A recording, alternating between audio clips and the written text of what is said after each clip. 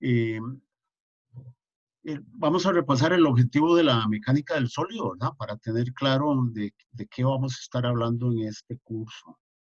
El objetivo final, como habrán ustedes visto en sus lecturas, es dimensionar elementos de una máquina o de una estructura. Dimensionar es diseñar, ¿verdad? Es decir, la viga tiene que ser de tal tamaño, la barra sometida a fuerza axial tiende a tener tal sección transversal, incluida la forma, ¿verdad? Para eso la mecánica del sólido toma en cuenta tres aspectos fundamentales. La resistencia, que es un concepto muy, muy claro, ¿verdad? Siempre hablamos de resistencia, es decir, soporta las fuerzas, no falla. Eso, eso es uno de los primeros aspectos, el más importante, si se quiere, que toma en cuenta la mecánica del sólido, la resistencia. El segundo es la rigidez, que tiene que ver con las deformaciones. ¿Cómo se deforma esa estructura, esa viga? ¿Qué deflexión tiene? ¿Qué acortamiento tiene una barra sometida a fuerza axial? Y el último es la estabilidad, que es un concepto un poquito más, menos, menos visual, menos fácil tal vez pero sí lo hemos experimentado muchas veces y lo vamos a asociar con este nombre fácilmente. Si ustedes recuerdan, lo que hacemos con una reglita que cogemos entre los dos dedos de la mano, índice y pulgar, y le aplicamos compresión, ¿verdad? En determinado momento esa reglita pierde la forma, es decir, ya no está recta, sino que se curva.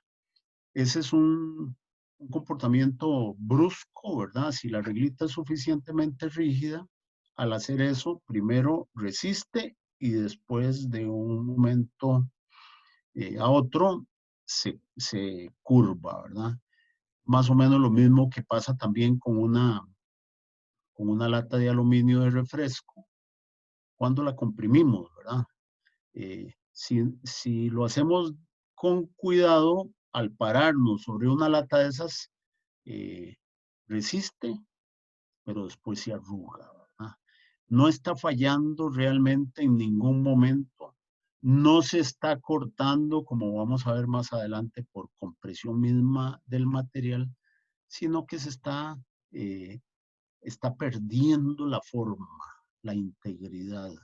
Ese concepto de estabilidad no lo vamos a cubrir en este curso, sino que es parte del curso de mecánica del sólido 2. Eh, También es importantísimo tener presente de la mecánica del sólido que es una ciencia mixta. Esto quiere decir que por un lado es analítica y matemática, basada en los postulados de Newton y otros postulados que ya ustedes han estudiado en sus cursos previos de física y de mecánica, que tienen que ver, por ejemplo, con la ley del paralelogramo, que tienen que ver con el principio de transmisibilidad, con la ley de gravitación universal. Eh, Esa es la parte analítica de la mecánica del sólido, pero hay una parte empírica también, y es todo el acopio que hacemos de información de los materiales eh, mediante laboratorios, ¿verdad? Por eso es que el curso tiene un laboratorio. No es que cada vez que vamos a trabajar, no es que cada vez que vamos a trabajar con materiales requerimos hacer esas pruebas de laboratorio. Esas pruebas en realidad son pruebas que se hacen eh, con unas normas, con un procedimiento, con un orden y después de ciertos estudios, de cierta repetición de las pruebas, un fabricante puede decir efectivamente el acero del que está hecho o esta viga es un acero que tiene tales características. Esa es la parte empírica y la debemos tener muy, muy presente. No podemos calcular la resistencia de un material. No podemos calcular el módulo de elasticidad de un material. Tenemos que hacer una prueba de laboratorio que nos da esa información.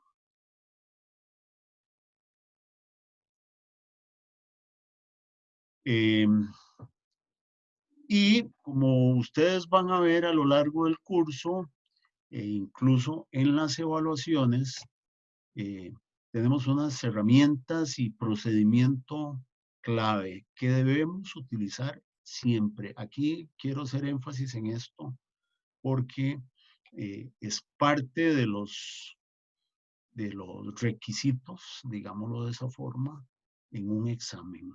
Tener muy claro el procedimiento de utilizar el método de secciones, que consiste en tomar un cuerpo, hacerle un diagrama de cuerpo libre y cortarlo en alguna parte. ¿Dónde lo cortamos? Bueno, lo cortamos ahí donde queremos saber qué fuerzas internas hay en ese cuerpo, porque esas fuerzas internas son las que hay que resistir, ¿verdad? Entonces, el método de secciones es una herramienta clave. Nosotros vamos a estar hablando de cortes a lo largo de todo el curso. Y la otra herramienta fundamental que ya les mencioné en la clase anterior, que ustedes deben dominar, ¿verdad? Es el concepto de diagrama de cuerpo. Tal como les dije en la clase pasada e incluso les hice la sugerencia de que fueran a su libro, al curso de Mecánica 1 y a otros cursos previos. Hay, pues no es nada sofisticado, nada del otro mundo, pero hay una serie de reglas claras en el diagrama de cuerpo libre. La más importante es separar ese cuerpo de sus vínculos, por eso es libre. Diagrama de cuerpo libre. En lugar de los vínculos o apoyos que tiene el cuerpo, ponemos las fuerzas que aquel apoyo ejerce sobre el cuerpo. Eso quiere decir que cuando hagamos un diagrama de cuerpo libre, no hay apoyos. En vez de apoyos, hay fuerzas, ¿verdad? No hay un rodillo, no hay un empotramiento, ni siquiera se deben mostrar esos apoyos. En vez de los apoyos, colocamos las reacciones. Y obviamente también colocamos todas las demás fuerzas. Eso es un diagrama de cuerpo libre. Y además de eso, se pone la información clave para hacer el análisis. De manera que en un diagrama de cuerpo libre debe haber dimensiones, ángulos, unidades y ese tipo de datos. De manera que nosotros, cuando hacemos el análisis que corresponde a mecánica del sólido, no vamos a requerir el dibujito del enunciado, ni una fotografía, ni ningún dato más. Vamos a trabajar con el diagrama de cuerpo libre. A ese diagrama de cuerpo libre le vamos a hacer cortes precisamente porque la mecánica del sólido trata de esfuerzos y deformaciones, que vamos a ver esos conceptos. Esos esfuerzos y esas deformaciones determinan la resistencia del elemento estructural y los desplazamientos de determinados puntos del cuerpo. Entonces, nunca, esto es una observación fundamental, nunca vamos a hacer un cálculo de esfuerzos si antes no hemos hecho un corte. De manera que dentro del procedimiento para la solución de un problema de mecánica del sólido, hacemos cortes primero y después hacemos cálculos. En los exámenes yo algunas veces voy a pedir explícitamente un diagrama de cuerpo libre, pero aunque no lo pida, se tiene que hacer. Tengan eso muy presente y las reglas del diagrama de cuerpo libre.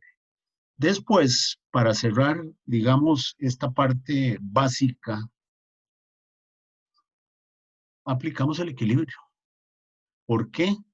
Porque ese diagrama de cuerpo libre, esa viga o ese elemento de una estructura sujeto a sus apoyos está en equilibrio.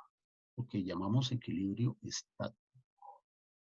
¿Cómo está en equilibrio? Hay fuerzas externas y las reacciones lo mantienen estático, ¿verdad? Entonces, siempre que trabajemos con diagramas de cuerpo libre, ese diagrama de cuerpo libre tiene que estar en equilibrio.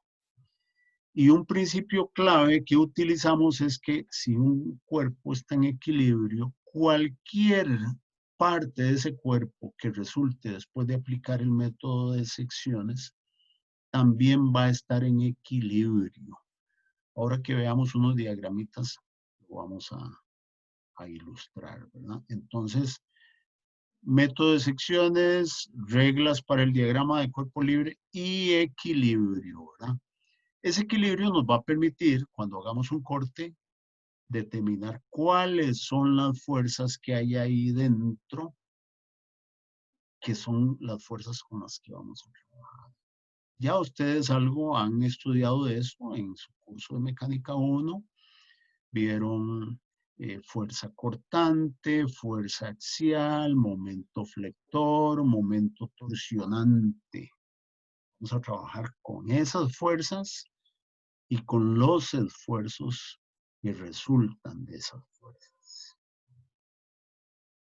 Entonces, ahora sí vamos a hablar un poquito de esfuerzo. Esfuerzo y deformación son los dos conceptos claves en mecánica del sólido.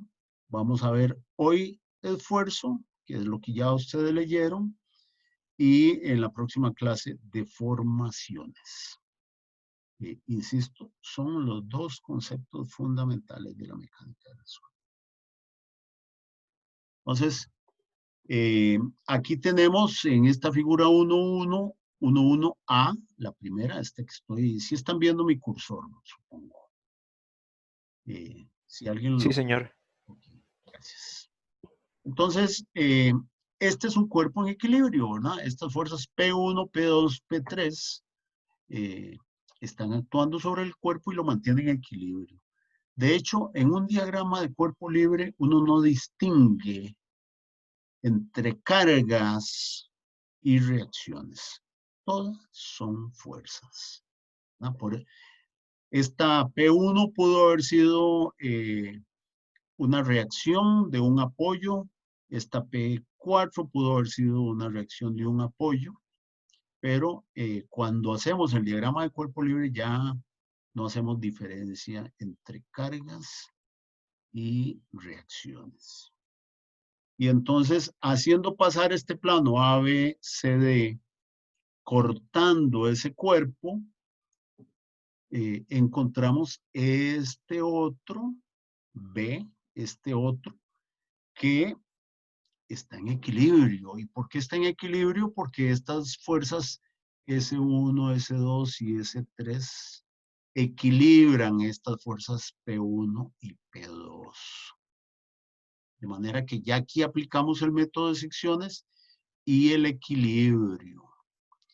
Si tenemos en cuenta también que la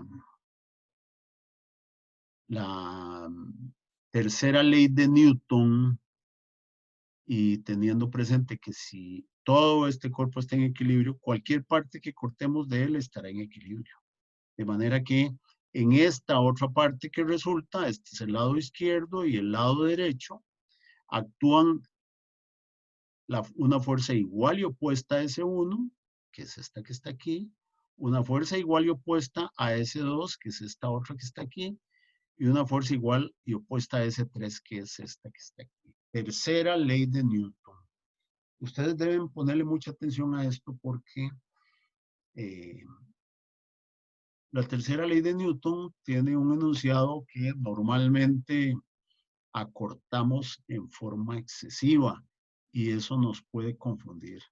La tercera ley de Newton dice que a toda acción, S1, llamémosla aquí, corresponde una reacción, esta otra S1 que está aquí abajo, igual y opuesta, de la misma magnitud y de dirección y sentido opuesto.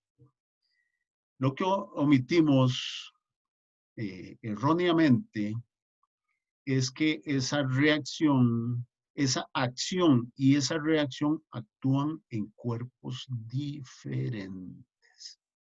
Entonces, cuando analizamos una parte del cuerpo, actúa la acción y cuando analizamos la otra parte del cuerpo, actúa la reacción. Nunca están esas dos fuerzas en el mismo cuerpo. Entonces, este es el procedimiento, ¿verdad? Cortes, equilibrio. Corte y equilibrio.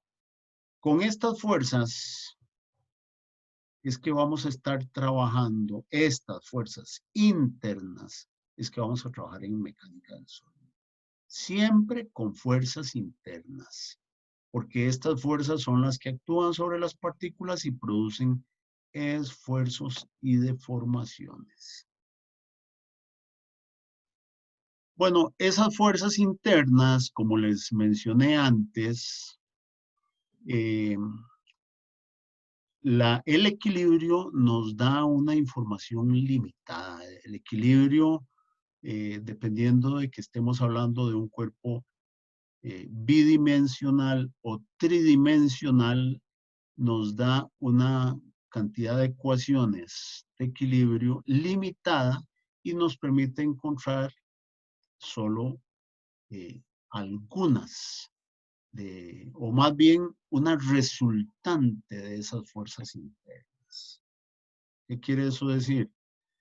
Que no siempre yo puedo encontrar esta S1, esta S2 y esta S3, sino que lo que puedo encontrar es la resultante de esas tres fuerzas. Las ecuaciones de equilibrio me permiten también encontrar las componentes rectangulares de esa resultante, que es lo que les mencionaba que en el curso de mecánica 1 habíamos llamado fuerza cortante, fuerza axial y también puede haber otra fuerza cortante en esta otra dirección. A la vez, las ecuaciones de equilibrio nos permiten encontrar, recordemos el concepto de fuerza par, ¿verdad? Una fuerza resultante y un par resultante, que a la vez descomponemos en tres componentes rectangulares, que son un momento torsionante, un momento flector en Y y un momento flector en Z. De manera que,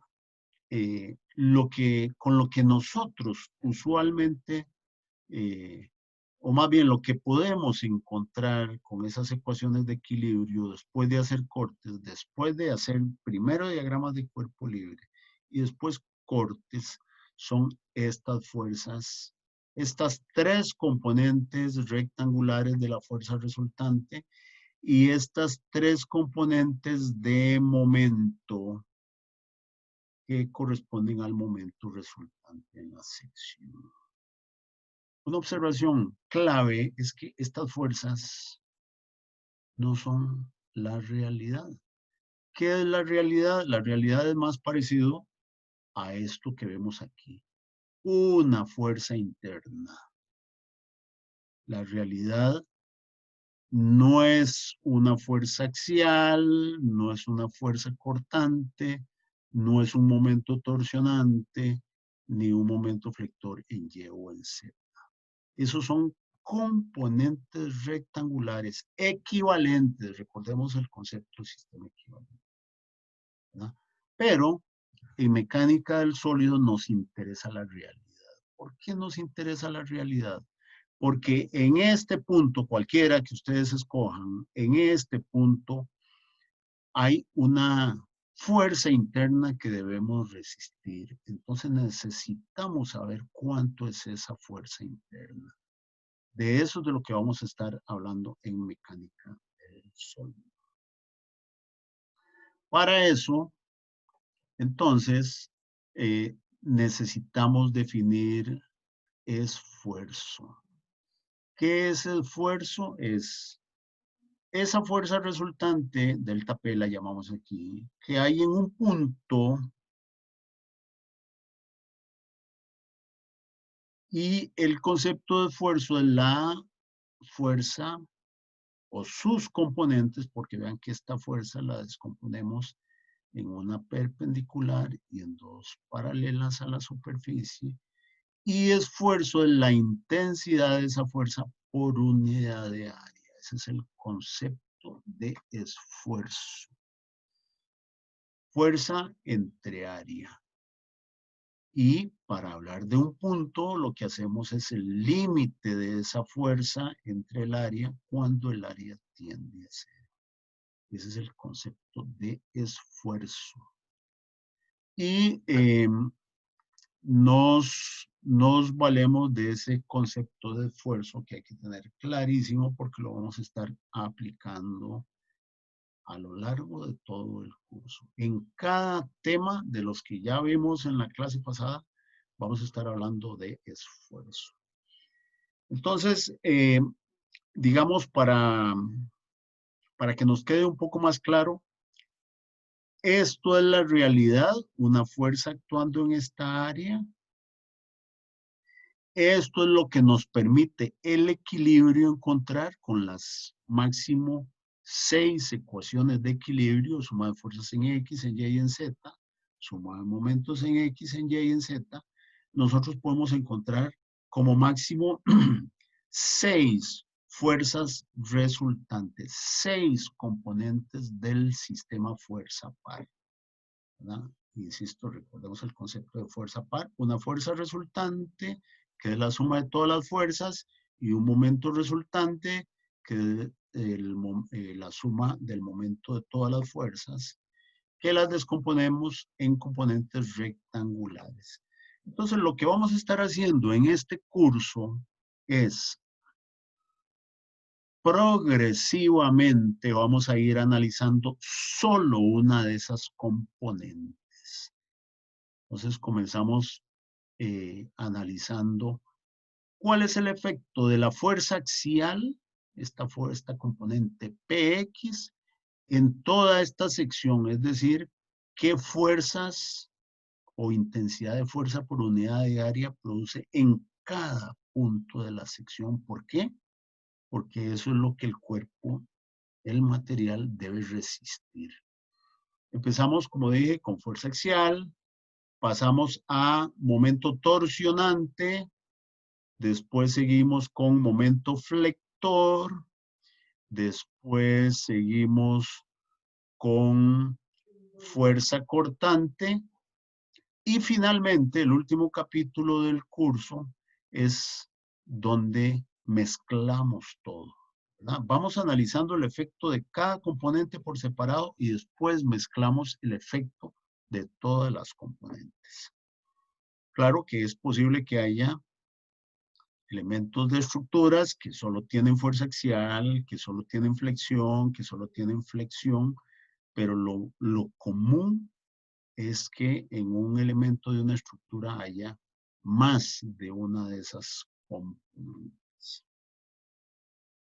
Entonces, ese es el proceso que vamos a seguir en este curso. Hey, cada uno de estos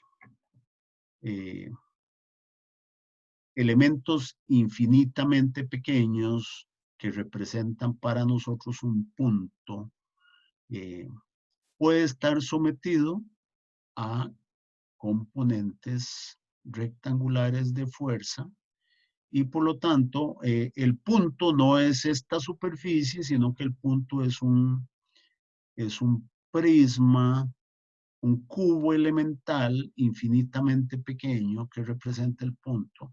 ¿Por qué lo usamos así? Porque así es como nos conviene para encontrar los esfuerzos. De manera que cortamos aquí, cortamos un poquito más atrás, cortamos por acá, cortamos verticalmente y aislamos.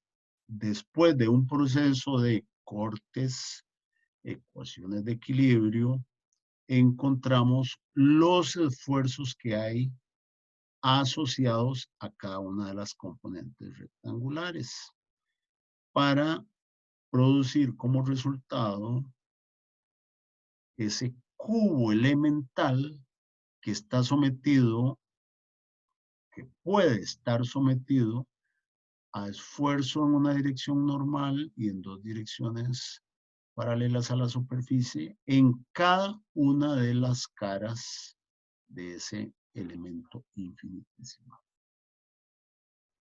La representación matemática de todo ese conjunto de esfuerzo la denominamos tensor de esfuerzo, donde, bueno, para mayor claridad utilizamos una nomenclatura que, que tiene dos subíndices.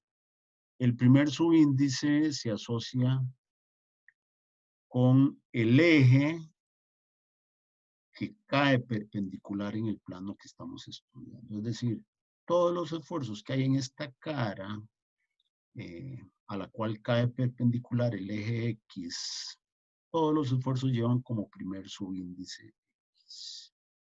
Y el segundo subíndice dice qué dirección lleva, o sea, el esfuerzo que actúan en la cara donde cae perpendicularmente el eje X y es perpendicular, o más bien y va en la dirección X, se llama tau XX. Ese esfuerzo tiene una particularidad, la vemos claramente aquí, que es perpendicular a la superficie. Entonces, también vamos a denominar regularmente a ese esfuerzo con un solo subíndice, no repetimos, y con la letra griega. Ya habrán notado que aquí estamos utilizando ya dos letras griegas. Recuerden que el alfabeto griego es muy utilizado en ciencias, ¿verdad? El esfuerzo normal es sigma. Es importante aprender a escribir estas letras que utilizamos porque las utilizamos para comunicarnos, ¿verdad? Entonces, no solo ustedes deben entender que es sigma, minúscula, por supuesto, ¿verdad? Sigma mayúscula es la símbolo de la sumatoria. Sigma minúscula es esfuerzo normal.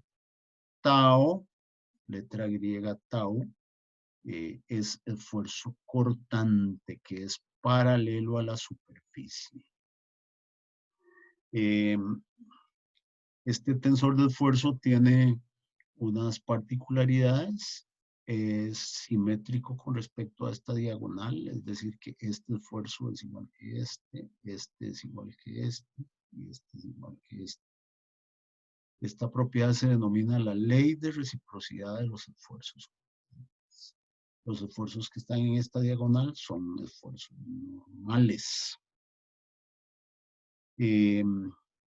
Bueno, la ley de reciprocidad de los esfuerzos cortantes que resulta del equilibrio. O sea, si este es un cubo elemental, sumando momentos con respecto a este punto, requerimos que este esfuerzo sea igual que este para que haya equilibrio. ¿Sí? Vamos a ver.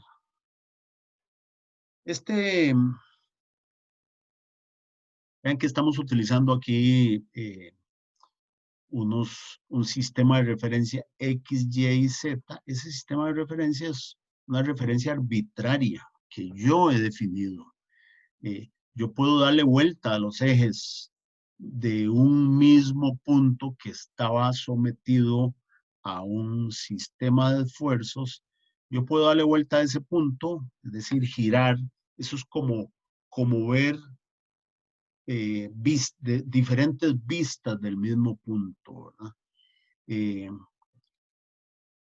Conforme yo voy girando esos ejes, los esfuerzos asociados van cambiando.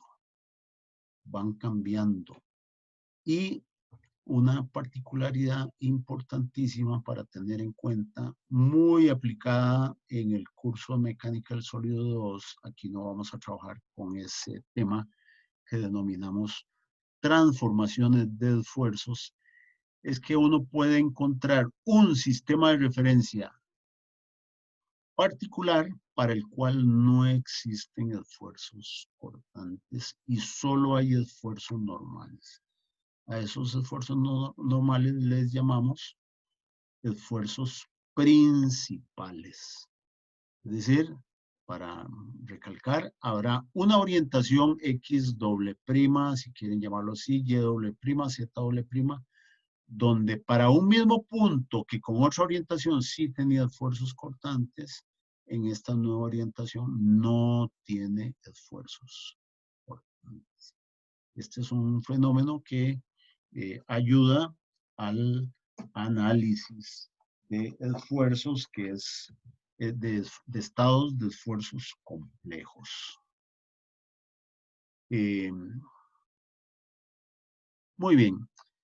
Ya para terminar esta presentación, vamos a hacer un análisis rapidito, una revisión rapidita de un concepto que tenemos por aquí.